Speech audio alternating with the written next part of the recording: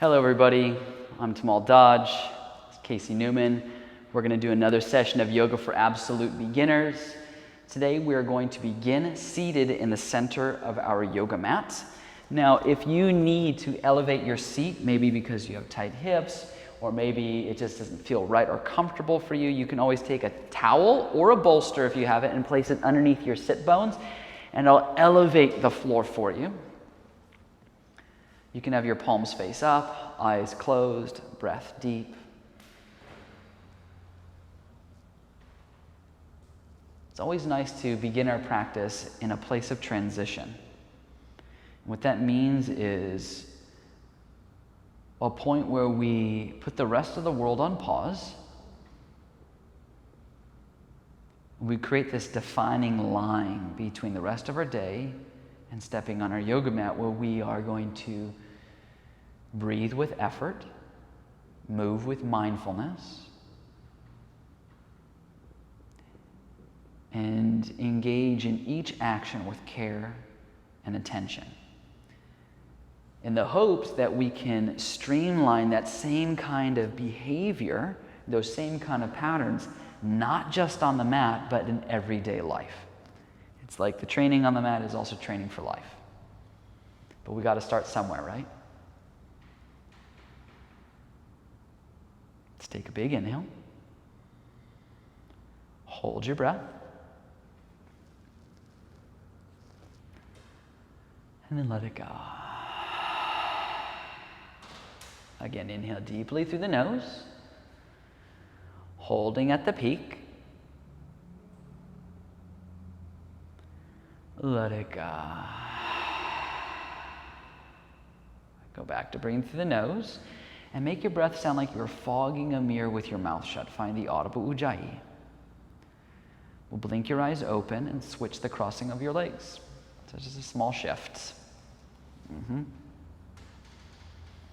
Once you're here, we'll reach both arms up to the sky. So while you're reaching both arms up to the sky, work to get your arms a little closer together and then the arms a little straighter. It's really interesting how hard it is to keep your arms just reaching above your head. When I first started doing this, it's like, it's not that big a deal, and then like each minute that passed by, you're like, okay, my arms are getting really heavy. And it's even harder when we start to implement the anatomy and the alignment. So let's get to it. Not only the arms closer together, but the upper outer arms, the outer triceps and outer deltoids should wrap forward, so that the palms either face each other or they face the wall behind you. We just don't want the palms facing the front of the room, try that, or the knuckles facing each other. So palms face each other or they face back. And as your arms get straighter, the skin of your side waist, the lateral sides get longer. But then the shoulders want to creep up into the neck and the ears, so you have to soften that down. The chin and the head wants to droop forward. It's called anterior head carriage. You want to take your chin and tuck it back and in, so you work your deep neck flexors and the base of your skull. The occiput can lift off the C1 and you stretch the suboccipitals out. Take a big inhale and exhale, relax your arms. Oh, thank goodness. Let's start to circle your shoulders back for a moment. Loosen up any tension there. Why is it so important that our arms are being raised in a specific way? Is because whatever we do in life, we start to create a muscle memory, especially if it's repetitive. In yoga, that's a very repetitive action, so we want to do it right. Circle your shoulders the opposing direction. You guys will love this one. Relax your shoulders. Reach your arms above your head. If you have a block, frame a block the widest side above your head. If you don't have a block, grab a book. If you don't have a book, if you have a small cardboard box in your house, I've used that before and it will work. Just don't crush the box, just lightly hold it. So while you're here, it's the same principles. The skin of the side body gets longer as the arms get straighter. The upper outer arms are still trying to wrap forward as the shoulders soften down. The biceps get more in line with the cheekbones. They want to drift. Oh, I know. Don't let your front ribs jet out. Keep them framed in.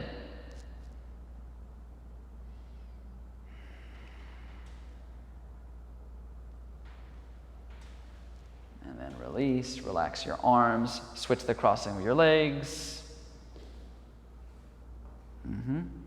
Instead of circling your shoulders, this time I want you to nod your head yes.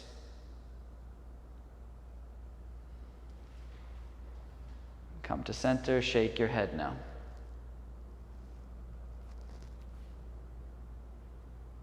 Circle your head one way.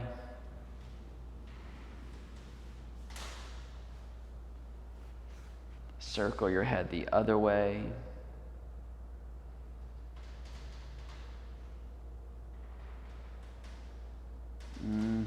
Come to center.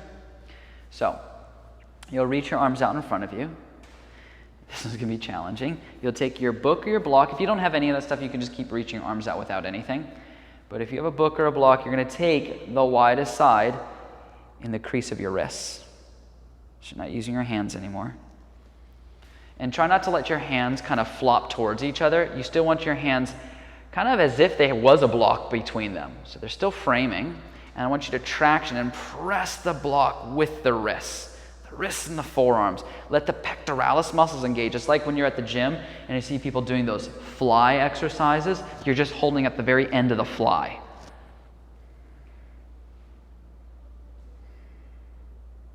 Now, this is where I stand on Casey's arms. Just kidding.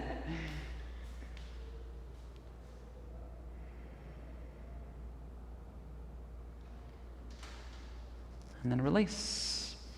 You'll switch the crossing of your legs one more time, so it's all balanced out. Reach your right arm out to the side from your shoulder.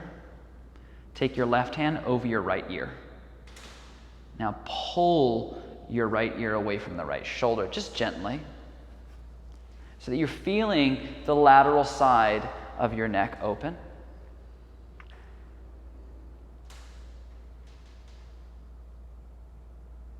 And switch sides. Feels good, right? Sometimes you do certain yoga things, you're like, why didn't I do this on my own earlier? Or I've gotten into a pose and I go, where have you been all my life? And then we release, come to center. Let's extend your legs straight out in front of you. You can stay seated on the towel or bolster, or you can remove it depending on what you like. You're going to grab your butt and move your glutes back. Then grab a hold of one leg, move the bottom of your thigh out. Do the same to the other side. Okay. Inhale, reach your arms up and hold. So this is where a lot of those things come into play. Traditionally in yoga class, before you go into a seated forward bend, we're not just simply reaching out and going in. So relax your arms for a moment. We're not just standing here and just reaching towards the toes. It's fine to do that, but we want to get as much length and space in our spine as possible so that we can go further into the posture. So the arms reach and we pause. The skin of the side body gets longer, the outer arms frame and firm in, the shoulders soften, we get taller, taller, taller. Now, while we're doing that, the thigh bones are pressing down, the inner thighs are rolling down, the feet are dorsiflexing so the toes are pointing up, but at the same time we're also trying to, without touching our feet, press the big toe sides of our feet forward and pull the pinky toe sides of our feet back. Take a big inhale, then exhale, fold. If you only touch your knees, that's fine. If you touch your shins, that's great. If you touch your toes, that's great. We're not necessarily trying to go as big as we can get into the pose, but we're trying to find the stretch or the length in the pose. What that means is if you're feeling something, you're doing something.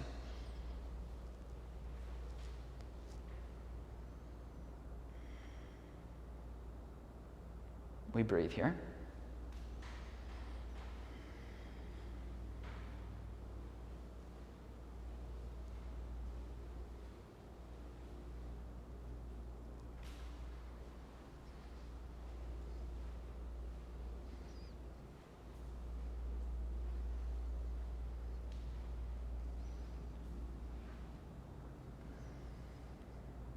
And from here, you're going to sit up. So, we'll bring the soles of the feet together. Pull the heels in towards your groin. You've taken probably PE classes in your life, and you do this stretch. They call it butterfly and stuff like that. But it's not necessarily about how tight you're getting your heels to your groin. That is an option. But you can have your feet a good 12 inches away from your groin, so quite far. And then I want you to think about abducting. That means pressing your thighs out and down, not in. We're not trying to close your knees, we're opening the knees. Now, inhale, reach your arms up again. Hold. There's that same length that we did in the very beginning. Try to get taller, so you're trying to lift your torso out of the hips. Take a big inhale. Then exhale, fold, walk your hands forward until your body says it's deep enough. Some of you guys may only get onto your fingertips and not get very far. That's absolutely fine. Again, if you're feeling something, you're doing something. The thing we have to avoid is feeling any kind of pain, sharp pain, any of that stuff. It should just feel like stretching.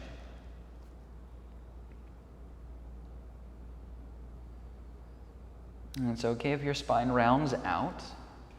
But those of you who want the extra challenge, you can always draw your chest forward and try to pull your sternum past your toes.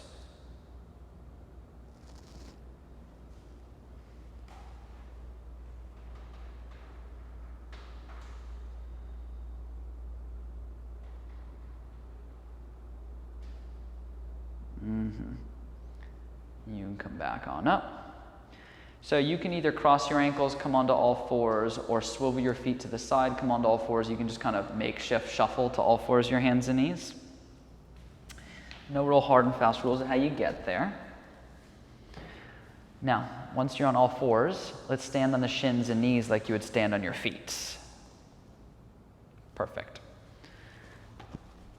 You'll reach your arms straight out in front of you. Book, cardboard box, or a block. This time, we're going to take it and I'm going to place it right, almost at the borderline of the crease of the elbow, right in the bicep area. And you're going to squeeze the block inward. So again, it's like that end of the fly. As that's happening, try not to take your ribs with you. Think about taking the front ribs in. Yes. As you're squeezing the block, get the shoulder blades to spread apart.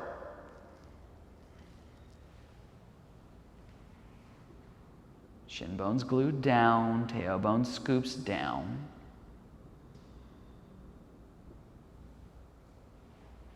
Perfect. We'll remove whatever you have, relax the arms for a moment. Reach your arms up to the sky. Where are we going to go with this one? Finding length again. So, for this one, it's going to be very similar to what we did before. You're taking the book, the block, the box right between the palms. You press your hands into the block. We're stimulating the shoulders. The only difference is now we're not seated on our butt, we're standing on our shins. Draw the biceps more in line with the cheekbones. This really helps with shoulder mobility. So much of us get so tight that it's even hard to get our arms this close, let alone blocks width apart, which is really about, 8, 12 inches.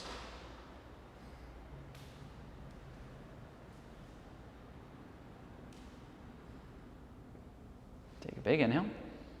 Then exhale, release. Ditch the block for a moment. So now we're going to do a pose called Camel, Ustrasana. I don't know if we've really done these in these sessions before. It is a sensitive back bend, but it is really only a sensitive back bend if done wrong. So you have to take your palms to your low back, the top portion of your glute muscles.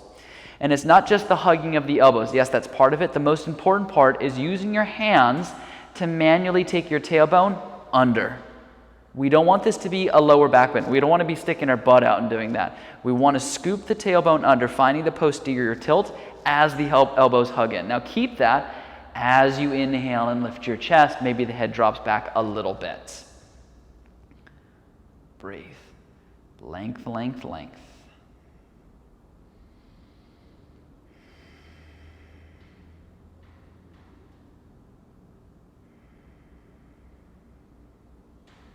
Come back on up. Let's get onto all fours, your hands and your knees.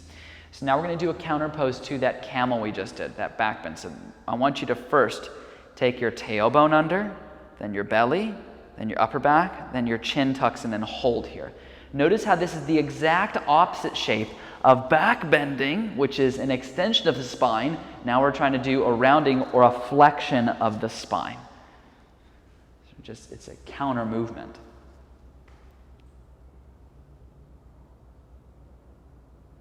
And then keep what you have. You can swivel your feet to the side and sit on your butt. Let's scoot forward, lay on your back. Hug the knees into the chest. Take your right arm out to the right like a cactus arm.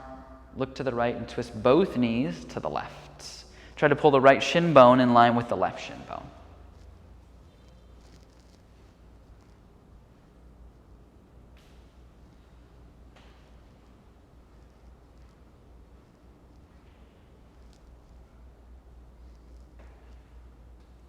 And we switch sides.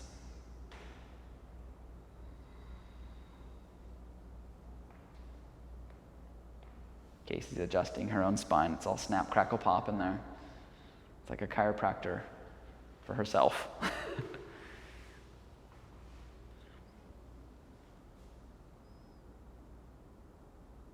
Bring the knees back up into the chest. Hug them in with the arms. Place your forehead onto the knees. Take a very big inhale. Hold your breath. Squeeze everything, all tension, all stress into one tight little ball. And then let it all go. Sprawl open. Take your Shavasana. Your legs extend out, palms face up. You're more than welcome to stay here as long as you like. I thank you again for practicing with me. This was another session of Yoga for Absolute Beginners. I look forward to seeing you on the mat soon. Namaste.